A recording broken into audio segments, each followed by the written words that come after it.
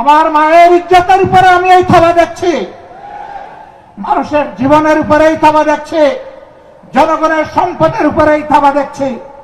এমনকি দিশাহারা হয়ে তারা যখন হুঁশ ঠিক থাকে না, তখন নিজের লোককেও নিজেরা খুন করতে কুণ্ঠাবোধ করে না। কেন রে ভাই তোমাদের এই অবস্থা? যদি এই 24-এর পরিবর্তন না হতো, তোমরাও কি এইভাবে মুক্ত বাতাসে আল্লাহ দেওয়া আসমানের নিচে চলাফেরা করতে পারতা? নিশ্চয়ই পারত না।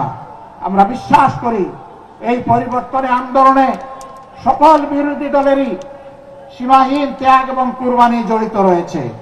সবার উপর অত্যাচার করা হয়েছে, আলিম উলামাকে খুন করা হয়েছে, গুম করা হয়েছে, মানুষকে পদে পদে অপদস্থ করা হয়েছে। এরা রাজনীতির শিষ্টাচার জানতো না ভাই, জানতো না বলেই তাদের অপকর্মের স্বাদ ভোগ করে তারা বিদায় নিল। একই অপকর্ম যদি এখন আর কেউ করে, তাহলে তাদের জন্য এর চাইতে ভয়ঙ্কর স্বাদ অপেক্ষা করছে। পাটগ্রামে কি হচ্ছে কি হয়েছে আপনারা দেখতে পাচ্ছেন। আর শুধু পাটগ্রাম নয়, সারা বাংলাদেশকে এখন পাটগ্রাম বানিয়ে ফেলছে একদল লোক।